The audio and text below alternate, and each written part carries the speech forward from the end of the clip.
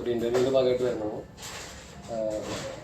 കുറച്ച് personal questions പിന്നെ സാറിന്റെ വർക്ക് റിലേറ്റഡ് ആയിട്ടുള്ള ക്വസ്റ്റ്യൻസ് ആണ് ചെയ്യുന്നത്. ഓക്കെ.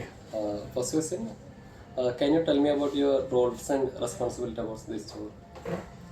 സ്റ്റോർ മാനേജർ എന്ന് പറയുമ്പോഴത്തേക്കും എൻ്റയർ സ്റ്റോറിൻ്റെ എല്ലാ റെസ്പോൺസിബിലിറ്റീസും നമ്മുടെ കയ്യിൽ തന്നെയായിരിക്കും. സെയിൽസ് അല്ലെങ്കിൽ ഫ്ലോറിലെ ബാക്കിയുള്ള SOP ഫോളോയിങ് എന്ന് പറയും. അതായത് സ്റ്റാൻഡേർഡ് ഓപ്പറേറ്റിംഗ് പ്രൊസീജിയേഴ്സ് എല്ലാം തന്നെ നമ്മൾ ഫോളോ ചെയ്യണം, നമ്മൾ മേക്ക് ഷുവർ ചെയ്യണം.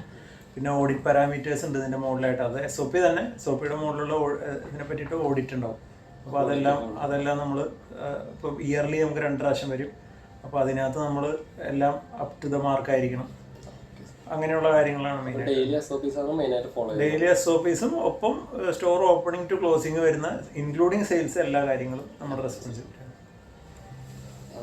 How long have you been working in retail and what brands have you worked before? റീറ്റെയിലിൽ ഇപ്പോൾ ഏകദേശം 11 years ഓൾമോസ്റ്റ് ആയിട്ടുണ്ട്. 11 years 12 yearsോളം ആയിട്ടുണ്ട്. അറ്റ് ഹോം ബൈ നീൽക്കമ്മൽ, ഹിൻഡ്വെയറിൻ്റെ ബ്രാൻഡുകൾ, പിന്നെ ഹാംലീസ്, റിലയൻസിൻ്റെ ഹാംലീസ്, ഹോം സെൻറ്റർ, ലാൻഡ്മാർക്ക് ഗ്രൂപ്പിൻ്റെ ഹോം സെൻറ്റർ, ഇത്ര സ്ഥലങ്ങളിലായിട്ടാണ് വർക്ക് ചെയ്തത്. At home. അറ്റോമിലേക്ക് ജോയിൻ ചെയ്യാൻ മോട്ടിവേറ്റ് ചെയ്തത് എന്താണ്? ആക്ച്വലി റീറ്റെയിലേക്ക് ഞാൻ ഫസ്റ്റ് ആദ്യമായിട്ട് ജോയിൻ ചെയ്യണത് അറ്റ് ഹോമിലേക്കാണ്. So as a sales person. So അവിടെ നിന്ന് എനിക്ക് മെയിനായിട്ട് ഗ്രോത്ത് എല്ലാം കിട്ടിയിട്ടുള്ളൂ. ഇവിടെ തന്നെയാണ് ഞാൻ ടീം ലീഡർ ആയത്. പിന്നെ ഇവിടെ നിന്ന് വേറെ എക്സ്പീരിയൻസ് എടുത്ത് വന്നപ്പോഴും പിന്നെ സ്റ്റോർ മാനേജറായിട്ടും അതായത് മധുരയൊക്കെ അസിസ്റ്റന്റ് മാനേജർ അങ്ങനെയുള്ള പോസ്റ്റുകളൊക്കെ ആയിരുന്നു. ഡയറക്റ്റ് സ്റ്റോർ മാനേജറായിട്ടുള്ള ആദ്യത്തെ പോസ്റ്റിങ്ങും കിട്ടിയത് ഡയറക്റ്റ് ഇവിടെ തന്നെയാണ്. സോ അപ്പോൾ കമ്പനി പ്രൊവൈഡ് ചെയ്യുന്ന ഗ്രോത്തും ഇങ്ങനെയുള്ള കാര്യങ്ങളാണ് നമുക്ക് ഇവിടെ തന്നെ നമുക്ക് കണ്ടിന്യൂ ചെയ്യാനായിട്ട്. ഈ കമ്പനിയിൽ അത്യാവശ്യം ഗ്രോത്ത് പോസിബിലിറ്റീസ് ഉണ്ട്. പിന്നെ കുറച്ച് ഒബ്ജക്റ്റീവ് ക്വസ്റ്റ്യൻസ് ആണ്. മന്ത്ലി ടാർഗറ്റ്സ് ഉണ്ടാവില്ല സാറിന്, അതിന്റെ ഓൾമോസ്റ്റ് എത്ര വരെ സാർ കവർ ചെയ്യും? ലെസ് ദാൻ 50% ആണോ, 50 to 70% ആണോ, 70 to 100% ആണോ, മോർ ദാൻ 100% ആണോ?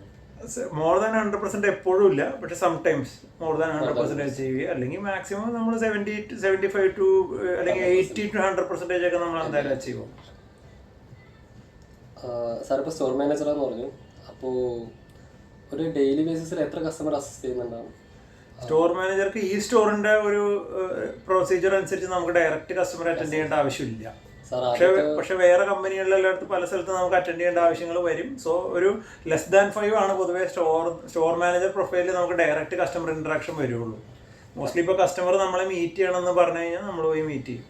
ആദ്യത്തെ ഒരു സ്റ്റാർട്ടിംഗ് സ്റ്റേജിൽ sir may be more than 15 daily സെയിൽസിലൊക്കെ ആയിരിക്കുന്ന സമയത്ത് നമ്മളൊരു 20 to 30 ഒക്കെ നമ്മൾ ഒരു അറ്റൻഡ് ചെയ്യേണ്ടി വരും കസ്റ്റമറെ. അന്നേരം കൺവേർഷൻ റേറ്റ് എത്രയാണ്? അറ്റൻഡ് ചെയ്യുന്ന എത്ര കസ്റ്റമർ പർച്ചേസ് ചെയ്യും ഏകദേശം റേറ്റ്? അത് ഇപ്പോൾ മാൾ കൺസെപ്റ്റിലൊക്കെ ആകുമ്പോഴത്തേക്ക് ഒരു 20 to 25% കസ്റ്റമറെ കൺവേർട്ട് ആവുള്ളൂ. ഇപ്പോൾ നേരെ മറിച്ച് നമ്മളൊരു സ്റ്റാൻഡ് അലോൺ സ്റ്റോർ ആണെന്നുണ്ടെങ്കിൽ 50% ആൻഡ് എബോവ് കസ്റ്റമർ കൺവേർട്ട് ആവും. What is your average transaction value per sale? ഒരു സെയിൽസിൽ ഏകദേശം എത്ര വാല്യൂ വരും? അതിപ്പോൾ ഞാൻ ഓൾറെഡി സെയിൽസിൽ വർക്ക് ചെയ്തുകൊണ്ടിരിക്കുന്ന സമയത്ത് ഫർണിച്ചറിലും വർക്ക് ചെയ്തിട്ടുണ്ട്, ഹൗസ് ഹോൾഡിലും വർക്ക് ചെയ്തിട്ടുണ്ട്. ഹൗസ് ഹോൾഡിൽ വർക്ക് ചെയ്യുന്ന സമയത്ത് നമുക്കൊരു 2000, 2500 to up to 3000 വരെയൊക്കെയാണ് നമുക്ക് ആവറേജ് വാല്യൂ വരുള്ളൂ. ഫർണിച്ചറിൽ വരുമ്പോഴത്തേക്ക് അത് മാറും. ഇപ്പോൾ ഒരു 50,000 ആൻഡ് എബോവ് ഒക്കെ നമുക്ക് ആവറേജ് ട്രാൻസാക്ഷൻ വാല്യൂ, ഒരു 40,000 to 50,000 ഒക്കെ നമുക്ക് ആവറേജ് ട്രാൻസാക്ഷൻ വാല്യൂ കിട്ടും ഫർണിച്ചറിൽ. കാരണം അതൊരു പ്രൊഡക്റ്റിന് ഏകദേശം 1 lakh ആവറേജ് പ്രൈസ് ഒക്കെ ഉണ്ടാവും. സോ അതിൽ ചെറിയ പ്രൊഡക്ട്സും ഉണ്ടാവും. അതിന്റെ ഒരു ആവറേജ് എടുക്കുമ്പോൾ ഒരു 40,000, 50,000 ആ റേഞ്ചിൽ വരുന്നുണ്ട്. അടുത്ത സെഷൻ എന്ന് പറയുന്നത് സെയിൽസ് ആൻഡ് സ്ട്രാറ്റജീസ് ആണ്. ഒരു പുതിയൊരു കസ്റ്റമർ സ്റ്റോറിലേക്ക് വരുമ്പോൾ സാർ എങ്ങനെ അപ്രോച്ച് ചെയ്യാൻ പോകുന്നു? അവരൊരു പിച്ച് ചെയ്യാൻ എന്തൊക്കെ സ്ട്രാറ്റജീസ് ഉണ്ട്? അത് നമ്മൾ ആദ്യം തന്നെ നമ്മൾ കസ്റ്റമറിനെ ജസ്റ്റ് ഒന്ന് വിഷ് ചെയ്തിട്ട് നമ്മൾ കസ്റ്റമറിന്റെ അടുത്തേക്ക് അപ്രോച്ച് ചെയ്യണം. നെക്സ്റ്റ് തിങ് ഒന്ന് വിഷ് ചെയ്തിട്ട് നമ്മൾ ഫോർമലി നമ്മൾ അവരെ വിഷ് ചെയ്തിട്ട് ടൈം ഒക്കെ അനുസരിച്ച് നമ്മൾ ഫോർമലി വിഷ് ചെയ്തിട്ട് നമ്മൾ കസ്റ്റമറിനെ പോയി അപ്രോച്ച് ചെയ്യും. അപ്രോച്ച് ചെയ്ത് കഴിഞ്ഞാൽ നമ്മൾ അവർ ശരിക്കും എന്തിനാണ് വന്നിരിക്കുന്നത്, എന്താണ് അവരുടെ നീഡ് എന്ന് നമ്മൾ ആദ്യം തന്നെ ചോദിച്ച് മനസ്സിലാക്കണം. അതായത് കുറച്ച് ഇൻഡയറക്റ്റ് ക്വസ്റ്റ്യൻസിൽ കൂടെ നമ്മൾ എന്തിനാ വന്നതെന്ന് നമുക്ക് ചോദിക്കാൻ പറ്റില്ല. So may be four shopping, അതൊരു ഡയറക്റ്റ് ക്വസ്റ്റ്യൻ അല്ല. അപ്പോൾ നമ്മൾ കുറച്ച് ഇൻഡയറക്റ്റ് ക്വസ്റ്റ്യൻസ് ഒക്കെ ചോദിച്ചിട്ട് അവരുടെ നീഡ് മനസ്സിലാക്കും. ആ നീഡ് മനസ്സിലാക്കിയിട്ട് നമ്മൾ ആ നീഡ് അനുസരിച്ചുള്ള പ്രൊഡക്റ്റ് നമ്മൾ സജസ്റ്റ് ചെയ്ത് കൊടുക്കും. സജസ്റ്റ് ചെയ്ത് കൊടുക്കും. സജസ്റ്റ് ചെയ്യുമ്പോഴത്തേക്ക് ആ സജഷനിൽ അവർ വേറെ അവരുടെ സജഷൻസ് പറയും. സോ അങ്ങനെ അങ്ങോട്ടും ഇങ്ങോട്ടും നെഗോഷിയേറ്റ് ചെയ്തിട്ട് നമ്മളൊരു ഡിസിഷൻ എടുക്കും, അവരെ കൊണ്ട് എടുപ്പിക്കണം. ആ ഡിസിഷൻ നമ്മൾ എടുപ്പിക്കണം, നമ്മുടെ ഡിസിഷൻ അവരെ കൊണ്ട് എടുപ്പിക്കണം. അവർക്കൊരു ഇമേജ് ഉണ്ടാവും, അത് നമ്മൾ കുറച്ചുകൂടെ ഒന്ന് നമ്മൾ കുറച്ച് എൻഹാൻസ് ചെയ്ത് കൊടുക്കണം അവർക്ക്. പിന്നെ നമ്മൾ ഈ പറഞ്ഞാൽ നമുക്കും ഒരു കൺസെപ്റ്റ് ഉണ്ടാവും, നമുക്കിപ്പോൾ ഇവർക്ക് സ്യൂട്ടബിൾ ആവണത് ഈ പ്രൊഡക്റ്റ് ആയിരിക്കും. അപ്പോൾ നമ്മൾ ആ പ്രൊഡക്റ്റ് സെല് ചെയ്യാൻ പാകത്തിന് നമ്മൾ കസ്റ്റമറോട് ഒന്ന് പുഷ് ചെയ്ത് കൊടുത്തു കഴിഞ്ഞാൽ കസ്റ്റമർ നമ്മുടെ ആ ഡിസിഷനും കസ്റ്റമറുടെ ഡിസിഷനും ഏകദേശം മാച്ച് ആകുമ്പോൾ സെയിൽ ആവും. നല്ലൊരു സ്ട്രാറ്റജിയാണ്. What strategy do you persuade customer to make a purchase? Sir ഇപ്പോൾ പറഞ്ഞു തന്നെയാണോ? അത് തന്നെയാണ്. ഒരു കസ്റ്റമർ പ്രൊഡക്റ്റ് ലൈക്ക് കണ്ട് ഇംപ്രഷൻ ആയാലും ഒരു ഹെസിറ്റേഷൻ വരുമല്ലോ, അപ്പോൾ അന്നേരം സാർ എങ്ങനെയാ അങ്ങനത്തെ ഒരു സിറ്റുവേഷൻ ഹാൻഡിൽ ചെയ്യും?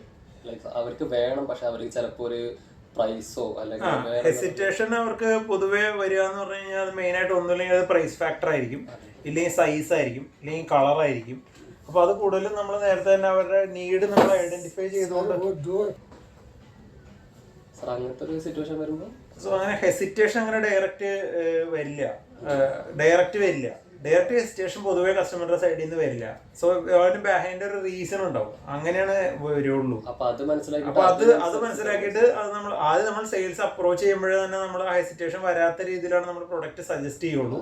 എന്നാലും ലാസ്റ്റ് ഫൈനൽ ഇതിനകത്ത് നമുക്ക് ചെറിയ പ്രൈസിന്റെ കാര്യത്തിൽ അതിലൊക്കെ വരുമ്പോഴത്തേക്കും നമുക്ക് ചെയ്തു കൊടുക്കാൻ പറ്റുന്ന നെഗോസിയേഷൻസ് നമ്മൾ കസ്റ്റമറിന് ചെയ്തും കൊടുക്കണം. സോ മേ ബി ഫർണിച്ചറിനകത്താണെന്നുണ്ടെങ്കിൽ ഒരു എക്സാമ്പിൾ പറയുന്നത്, ഫർണിച്ചറിനകത്ത് ഒരു പ്രൈസ് ഭയങ്കര ഹൈ ആണ്, ഒരുപാട് ഹൈ ആണ്. പക്ഷെ അവർ ഏകദേശം നമ്മുടെ ആവറേജ് ടിക്കറ്റ് വാല്യൂവിന്റെ ഒക്കെ ഒരു 3-4 ടൈംസ് മോർ ഉള്ള ഒരു പർച്ചേസ് ആണ് അവർ ചെയ്യുന്നത്. സോ അങ്ങനെ ഒരു ടൈം വരുമ്പോൾ നമുക്ക് സീനിയർ മാനേജ്മെന്റ് ഒക്കെ ആയിട്ട് സംസാരിച്ചിട്ട് വേണമെന്നുണ്ടെങ്കിൽ അവർക്ക് എന്തെങ്കിലും ഒരു ഗെയിൻ കിട്ടി എന്നുള്ളൊരു ഫീൽ വരുത്താൻ വേണ്ടിയിട്ട് നമ്മൾ എന്തെങ്കിലും ചെയ്തു കൊടുക്കും, പ്രൈസിന് ചെയ്ത് കൊടുക്കും. ഇല്ലെങ്കിൽ നമ്മുടെ നിലവിലുള്ള ഓഫേഴ്സ് തന്നെ ചിലപ്പോൾ നല്ല അട്രാക്റ്റീവ് ആയിരിക്കും. സോ അഡീഷണലി നമ്മളൊന്നും കൊടുത്തില്ല, അപ്പൊ അതിനെ നമ്മൾ നന്നായിട്ട് അവരെ കൺവിൻസ് ചെയ്ത് കൊടുക്കും കസ്റ്റമറിനെ. സോ ആക്ച്വലി ഇത്രയും വർത്ത് വരുന്ന സാധനമാണ് സാറിന് ഈ ഒരു വാല്യൂവിന് കിട്ടുന്നത്. So will make them understand എന്താണ് അവർക്ക് what they are gaining through our offers എന്നുള്ളത്. സാർ ഇപ്പോൾ അപ്സെല്ലിങ്ങും ക്രോസ് സെല്ലിംഗ് ഒക്കെ ഉണ്ടല്ലോ, അങ്ങനത്തെ ഒരു എക്സാമ്പിൾ സാറിന് പറയാൻ പറ്റുമോ? ലൈക്ക് ഇവിടുന്ന് ഇപ്പോൾ ഒരു പ്രൊഡക്റ്റ് എടുത്താൽ അതിന്റെ കൂടെ തന്നെ നമ്മൾ വേറെ പ്രൊഡക്റ്റ് കൊടുക്കും, അല്ലെങ്കിൽ ആ പ്രൊഡക്റ്റിന് അവർ അതിനേക്കാൾ കൂടുതൽ വാല്യൂ ഉള്ള ഒരു പ്രൊഡക്റ്റ് കൊടുക്കും. ഇപ്പൊ കസ്റ്റമർ ഇപ്പൊ ഒരു ബെഡ്ഷീറ്റ് അല്ലെങ്കിൽ ഒരു ബെഡിങ് റിലേറ്റഡ് ആയിട്ടുള്ള പ്രൊഡക്റ്റ് ആണ് മേടിക്കുന്നുണ്ടെങ്കിൽ നമുക്ക് കുഷ്യൻസ് അവർക്ക് ആഡ് ചെയ്ത് കൊടുക്കാം. അപ്പൊ അതിന്റെ ഇപ്പൊ പില്ലോയും ഇത് മാത്രമല്ല, പിന്നെ അതുപോലെ പില്ലോസ് നമുക്ക് വേണമെന്നുണ്ടെങ്കിൽ നമുക്ക് സജസ്റ്റ് ചെയ്ത് കൊടുക്കാം. അതിന്റെ ആവശ്യം ബെഡ്ഷീറ്റ് വാങ്ങുന്നവർക്ക് ഓഫറുള്ള പില്ലോസ് നമുക്ക് സജസ്റ്റ് ചെയ്ത് കൊടുക്കാം. മോസ്റ്റ്ലി പില്ലോസ് ഒക്കെ എന്ന് പറഞ്ഞു കഴിഞ്ഞാൽ ശരിക്കുള്ള അതിന്റെ ഒരു ഏജ് വന്നിട്ട് 5-6 months ഒക്കെയാണ് ശരിക്കും നോർമലി.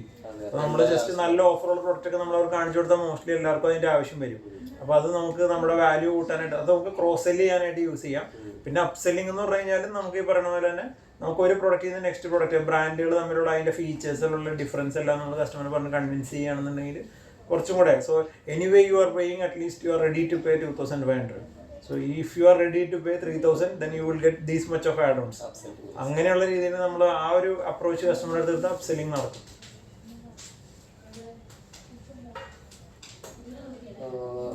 സാറേ ഈ ഒരു upselling and cross selling techniques mostly എല്ലാ ദിവസവും ചെയ്യുന്നുണ്ടാവുമല്ലോ, ലൈക്ക് ഒരു 10 കസ്റ്റമർ വന്നാൽ 5 പേരുടെ അടുത്തും ചെയ്യുന്നുണ്ടാവുമല്ലോ. സോ അത് ഓൾറെഡി ചെയ്യുന്നുണ്ട്. അത് നമ്മളല്ല കൂടുതൽ സ്റ്റാഫുകൾ ഡയറക്റ്റ് ചെയ്യുന്നുണ്ട്. അപ്പൊ നമ്മൾ അവരെ ഗൈഡ് ചെയ്യും ഈ കാര്യം. എല്ലാ കസ്റ്റമറിനോടും ചെയ്യുന്നുണ്ടാവുമല്ലേ? അതെല്ലാവരുടെ അടുത്തും തന്നെ ചെയ്യണം. അത് ഒരു ബേസിക് സെയിൽസ് പ്രാക്ടീസ് ആണ്, അത് ചെയ്യണം.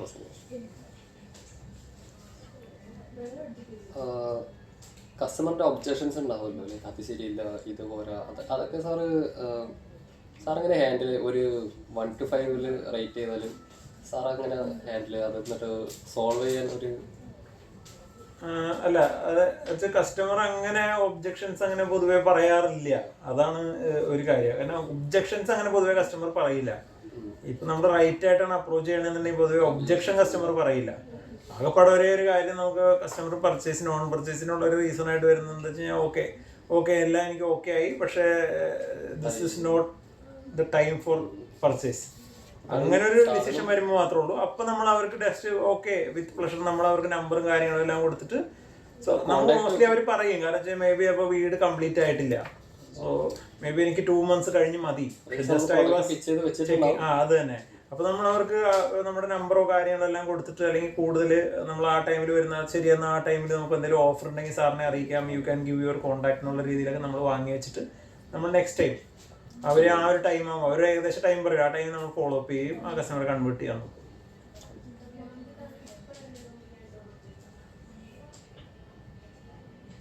ഒരു പ്രൊഡക്റ്റിൻ്റെ നോളജ് സെയിൽസ് പേഴ്സണും നല്ല ഇമ്പോർട്ടൻ്റ് ആണ്. ലൈക്ക് അപ്പോൾ സാറിന് അങ്ങനത്തെ ഒരു എക്സ്പീരിയൻസ് ഉണ്ടായിട്ടുണ്ടോ? ലൈക്ക് പ്രൊഡക്റ്റ് നോളജ് കൊണ്ട് എപ്പോഴൊന്നും ഒരു കൺവേർഷൻ കൂട്ടാനോ അല്ലെങ്കിൽ? അതുണ്ടായിട്ടുണ്ട്.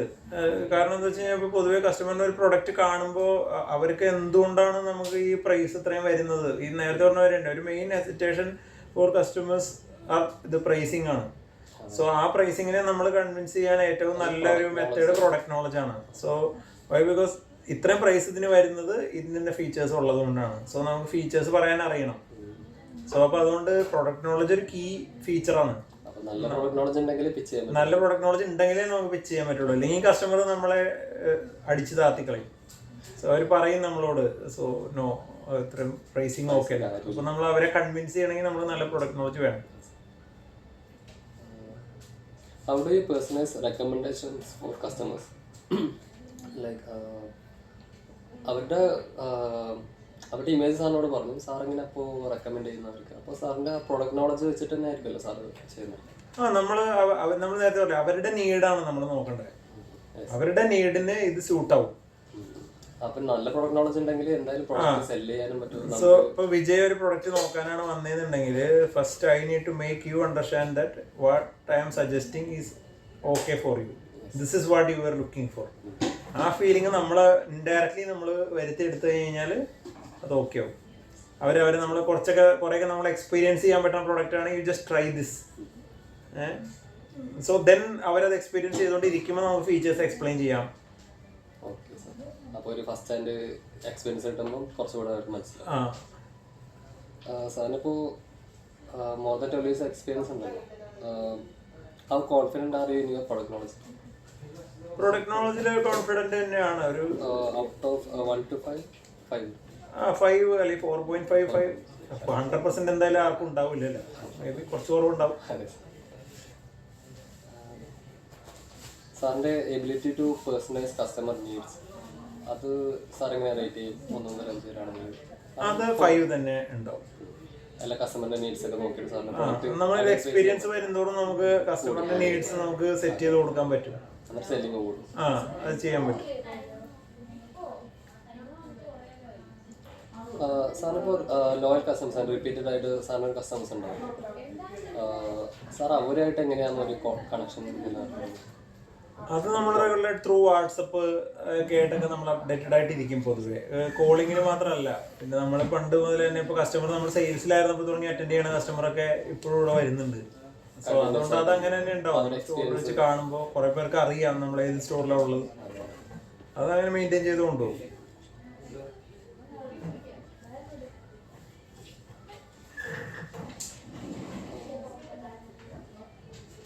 സാർ ഒരു ഡിഫിക്കൽട്ട് കസ്റ്റമർ ഉണ്ടാവും, ലൈക്ക് കുറച്ച് അരകണ്ടായിട്ട്, അങ്ങനെയുള്ള കസ്റ്റമറിനെ സാർ എങ്ങനെ ഹാൻഡിൽ ചെയ്യും?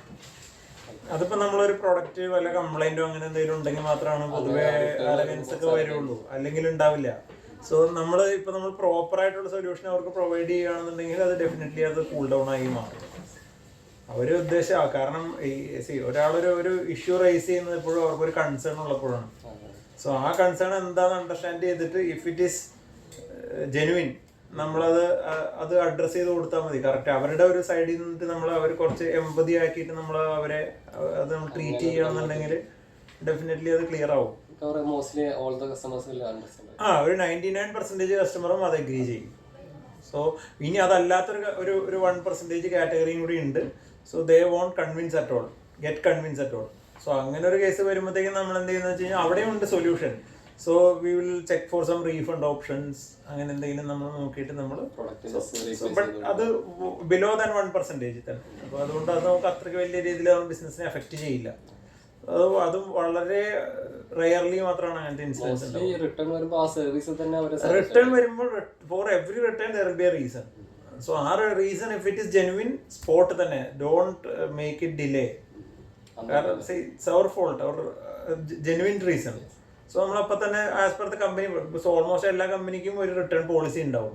So if meets that condition, പിന്നെ അവിടെ വേറെ അഗെയിൻ ആർഗ്യുമെന്റ്സ് അല്ലെങ്കിൽ ഒരു അഗെയിൻ ഒരു ഫർദർ സൊല്യൂഷനുള്ള ട്രൈയിങ് അതൊന്നും വേണ്ട. Just follow the policy. If your policy allows to take it return, take it return. അത്രേ ഉള്ളൂ.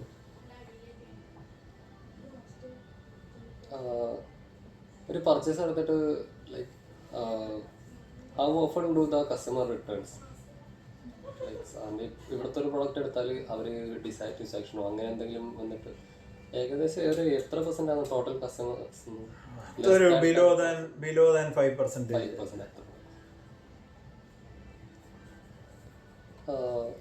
How often do you build relationship with customers for repeat sales?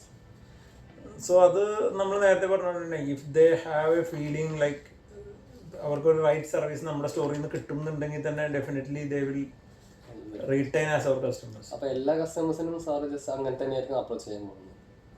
Repeated customer ആ ഒരു ഇമേജിൽ തന്നെ നോക്കിക്കൊണ്ടായിരിക്കുമല്ലേ sir approach ചെയ്യുന്നത്? അതല്ലെങ്കിലും അത്രേ ഉള്ളൂ. കാരണം വെച്ചാൽ എല്ലാവരും അതിപ്പോ നമുക്ക് ഈ ആള് റിപ്പീറ്റഡ് ആവണം, വേറെ ആള് റിപ്പീറ്റഡ് ആവണ്ട, അങ്ങനെ എന്തായാലും ഇല്ല. സോ ഇപ്പൊ ഇത് നമ്മൾ നേരത്തെ പറഞ്ഞ കാര്യം തന്നെ, ഇപ്പൊ if they have a feeling like അവിടെ തന്നെ സെയിൽസ് സ്റ്റാഫിന് നമ്മുടെ നീഡ് കറക്റ്റ് ആയിട്ട് അണ്ടർസ്റ്റാൻഡ് ചെയ്യാൻ അറിയാം. സോ അങ്ങനെ വരുമ്പോൾ അവർക്ക് ഒരു നെക്സ്റ്റ് ഒരു നീഡ് വരുമ്പോൾ തന്നെ കുഴപ്പമില്ല, ആ സ്റ്റോറിൽ പോയാൽ മതി. So they will give A proper solution. അങ്ങനെ ഒരു മൈൻഡ് ഉണ്ടാക്കി കഴിഞ്ഞാൽ തന്നെ ഓട്ടോമാറ്റിക്കലി കസ്റ്റമർ നമുക്ക് ഇതാക്കിക്കോളും. കാരണം they will find that as easier. നമ്മൾ വേറെ സ്ഥലത്ത് പോകണം, അല്ലെങ്കിൽ എംജി റോഡിൽ പോകണം, അല്ലെങ്കിൽ ഇവിടെ പോകണം, അതല്ല ആക്ച്വലി കസ്റ്റമറിൻ്റെ ഇത്. എവിടെ പോയാലും if we will get A final proper solution from somewhere, so അതായിരിക്കും കസ്റ്റമർ നമ്മുടെ അടുത്തേക്ക് തന്നെ റിപ്പീറ്റഡ് ആയിട്ട് വരാനുള്ള ഏറ്റവും വലിയ റീസൺ. സാറിന്റെ കമ്പനിയിൽ നിന്ന് സെയിൽസ് ട്രെയിനിങ് ഒക്കെ പ്രൊവൈഡ് ചെയ്യുന്നുണ്ടല്ലോ? ഉണ്ട്. അപ്പൊ അത് എങ്ങനെ, അതിന്റെ പ്രൊസീജിയർ അതെങ്ങനെ? മാസത്തിൽ ഒരു തവണയാണോ അല്ലെങ്കിൽ 6 മാസം കൂടുമ്പോൾ വരുവിക്കാണോ? അത് മന്ത്ലി വൺസ് ഒക്കെയാണ് പൊതുവെ വരുന്നത്. ഇപ്പം മാനേജറുടെ സാറിന് ഇപ്പം വേണ്ടി വരില്ല, സാറിന്റെ സ്റ്റാഫ്സിന് നമ്മൾ വീക്ക്ലി വൺസ് ഒക്കെ നമ്മൾ ട്രെയിനിങ് നമ്മൾ പ്രൊവൈഡ് ചെയ്യും. അത് കൂടുതലും ഇങ്ങനെ ഇപ്പം നമ്മുടെ ഇവിടെ കൂടുതലും പ്രൊഡക്റ്റ് നോളജ് ബേസ് ആയിട്ടുള്ളതല്ല, കൂടുതൽ SOP ബേസ്ഡ് ആയിട്ടുള്ളതാണ്. So what is expectations, target versus achievement, അല്ലെങ്കിൽ അങ്ങനെയൊക്കെയുള്ള കാര്യങ്ങളിൽ. So what to be corrected, so വേറെ എന്ത് നമുക്ക് ബെറ്റർ ആയിട്ട് ചെയ്യാൻ പറ്റും, അങ്ങനെയുള്ള കാര്യങ്ങൾ. കസ്റ്റമർ ഹാൻഡ്ലിങ് പൊതുവേ എല്ലാവർക്കും ഒരു ബേസിക്സ് നോളജ് ഉണ്ട്. ബേസിക് നോളജ് നമ്മൾ ആദ്യം കസ്റ്റമർ സ്റ്റാഫ് വരുമ്പോൾ തന്നെ ഒരു ഇൻഡക്ഷൻ ട്രെയിനിങ് പോലെയാണ് കൊടുക്കുക. സോ അതൊരു ഒരു വീക്ക് നമ്മൾ അത് കംപ്ലീറ്റ് ചെയ്യും. ആ സ്റ്റാഫ് എക്യുപ്ഡ് ആയി കഴിഞ്ഞാൽ പിന്നെ നമ്മൾ അവരുടെ പിന്നുള്ള പെർഫോമൻസ് മോണിറ്റർ ചെയ്യുള്ളൂ. സോ അവിടെ എവിടെയാണോ നമുക്ക് ചെറിയ കറക്ഷൻസ് വേണ്ടത്, അവിടെ എവിടെയാണോ ചെറിയ ഇംപ്രൂവ്മെന്റ് വേണ്ടത്, അതൊക്കെ നമ്മൾ സജസ്റ്റ് ചെയ്യും. അങ്ങനെ തന്നെയാണ് മെയിൻ ആയിട്ട് ട്രെയിനിങ് പേഴ്സണലൈസ്ഡ് ആയിട്ടാണ് പോകുന്നത്. ട്രെയിനിങ് സ്റ്റാഫ്സിന്റെ പെർഫോമൻസ് ഇൻക്രീസ് ചെയ്യുന്നുണ്ടെന്ന് സാറ് വിശ്വസിക്കുന്നുണ്ടോ? ഉണ്ട്. അത് നമ്മൾ ഇതുപോലെ നമ്മൾ നേരത്തെ പറഞ്ഞ കാര്യം തന്നെ. So will make everything recorded. So നമുക്കൊരു ഡാറ്റ കാര്യങ്ങളുണ്ടാവില്ല, അതിനെ ബേസ് ചെയ്തിട്ടാണ് നമ്മൾ സംസാരിക്കുക. സോ വൺസ് നമ്മളൊരു കാര്യം എക്സ്പ്ലെയിൻ ചെയ്ത് കഴിഞ്ഞാൽ ബൈ ദ നെക്സ്റ്റ് മീറ്റിംഗ് ആ ടൈമിന്റെ ഇടയിൽ അവിടെ എന്ത് പെർഫോമൻസിൽ എന്ത് ചേഞ്ച് ഉണ്ടായെന്ന് നമുക്ക് മെഷർ ചെയ്യാൻ പറ്റും. സോ അതിനെ ബേസ് ചെയ്തിട്ട് നമ്മൾ ഫർദർ കാര്യങ്ങൾ ഡിസ്കസ് ചെയ്യും. അതെന്തായാലും ആവുന്നുണ്ട്. സെയിൽസിൽ വരുന്ന ഏറ്റവും വലിയ ബിഗസ്റ്റ് ചാലഞ്ച് എന്താണ് സാർ? ഈ competition from other brands or customer hesitating due to price or lack of product knowledge or difficulty in convincing customers? അതിനകത്ത് കൂടുതലും വരുന്നത് നമ്മൾ high competition from other brands തന്നെയാണ്. സോ ഇപ്പൊ നമുക്ക് നിലവിൽ ഇന്ത്യയിൽ എല്ലാ ബ്രാൻഡുകൾക്കും ഏത് ഫീൽഡാണ്, ഇപ്പൊ അപ്പാരൽസ് ആണെങ്കിലും ഹോം ആണെന്നുണ്ടെങ്കിൽ എല്ലാത്തിലും നമുക്ക് മൾട്ടിപ്പിൾ കോമ്പറ്റീറ്റേഴ്സ് ഉണ്ട്. സോ അപ്പൊ അത് തന്നെയാണ്. പിന്നെ പോരാത്തതിനൊക്കെ ഇതിന് പുറമെ ഓൺലൈൻ പ്രസൻസ് വേറെയും ഉണ്ട്. സോ അതിലുള്ളൊരു അതില് തന്നെ ഒരു ചലഞ്ച് മാത്രമേ ആക്ച്വലി ഉള്ളൂ, വേറൊന്നും അങ്ങനെ ഇല്ല.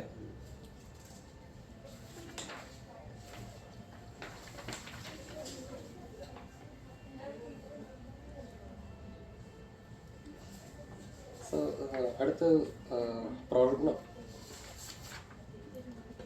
സാറിൻ്റെ കരിയർ ഗ്രോത്ത് ആൻഡ് സെയിൽസ് എഫക്റ്റീവ്നെസ്സിന് ഒരു 2 ക്വസ്റ്റ്യൻസ് ആണ്. How would you rate your overall sales performance over the year? അതൊരു 4. In your opinion, what is the most important skill for being a successful salesperson? product knowledge or communication, persuasive skills, customer relationship management, sales techniques.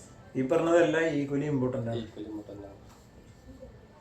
അതെ, 4 skills ഉണ്ടെങ്കിൽ എന്തായാലും അത് 4 വേണം, ഒന്നും കുറഞ്ഞിട്ട് കാര്യമില്ല, എല്ലാം ഈക്വൽ ആയിട്ട് തന്നെ വേണം. What do you enjoy most about being a sales person? സെയിൽസിലായിരിക്കുന്ന സമയത്ത് നമുക്ക് ഇപ്പൊ അതൊരു ഫുൾഫിൽമെന്റിന്റെ ഒരു എഫക്റ്റ് ഉണ്ട്. So we are trying to sell something, so we are able to convince others. അത് നമുക്കൊരു അച്ചീവ്മെന്റ് ആണ്. നമ്മൾ വന്നപ്പോൾ ഒരു ടാസ്ക് നമ്മൾ കംപ്ലീറ്റ് ചെയ്ത് പോയി, ഒരു ടാസ്ക് വന്ന് കംപ്ലീറ്റ് ചെയ്ത് പോയി, അതിന് പകരം മാറിയിട്ട് there is A challenge. So നമ്മളൊരു പ്രൊഡക്റ്റ് ഇപ്പൊ നിലവിൽ ക്യാഷ് അവരുടെ കയ്യിലാണ്, പ്രൊഡക്റ്റ് നമ്മുടെ കയ്യിലാണ്. സോ ആ ഒരു എക്സ്ചേഞ്ച് നടക്കുമ്പോൾ അതൊരു ഫുൾഫിൽമെന്റ് ആണ്, ഒരു അച്ചീവ്മെന്റ് ആണ്. So due to our skill it got converted as cash, as sales. So ആ ഒരു സാറ്റിസ്ഫാക്ഷൻ ആണ് മെയിൻ ആയിട്ട് ഇതിലുള്ള ഒരു ഫുൾഫിൽമെന്റ്. അടുത്തൊരു 5 കൊല്ലത്തിൽ സാർ എവിടെയാ സാറിന് നോക്കിക്കാണുന്നു, like in the career wise? So ഇപ്പൊ നിലവിൽ ഞാൻ നേരത്തെ പറഞ്ഞിട്ടുണ്ട്, നമ്മൾ സെയിൽസിൽ നിന്ന് തുടങ്ങി, പിന്നെ ഒരു ഫ്ലോർ മാനേജർ ആ ഒരു ലെവലിലേക്കൊക്കെ വന്നു, പിന്നെ സ്റ്റോർ മാനേജർ ആ ലെവലിലേക്ക് വന്നു. സോ വിത്തിൻ ഒരു 5 years or below than that നമുക്കൊരു നെക്സ്റ്റ് മൾട്ടിപ്പിൾ സ്റ്റോർസ് ഒക്കെ ഹാൻഡിൽ ചെയ്യുന്ന രീതിയിലേക്ക്, അങ്ങനത്തെ രീതിയിലൊരു പ്രൊഫൈൽ ആക്കണം എന്നുള്ളതാണ് മെയിൻ ആയിട്ട് ടാർഗറ്റ്. സാറപ്പോൾ ഈ ഫീൽഡിൽ തന്നെ എന്തായാലും കണ്ടിന്യൂ ചെയ്യും? കാരണം ഇപ്പൊ എന്തായാലും നമ്മുടെ മോസ്റ്റ് ഓഫ് ദി എക്സ്പീരിയൻസും ഈ ഫീൽഡിൽ തന്നെ ആയി. അപ്പോൾ സോ ഇനി നമ്മൾ ഇതിനകത്ത് തന്നെ കണ്ടിന്യൂ ചെയ്യണമായിരിക്കും നമുക്ക് കുറേ കരിയറിന് നല്ലത്. താങ്ക്സ്. Okay, thanks.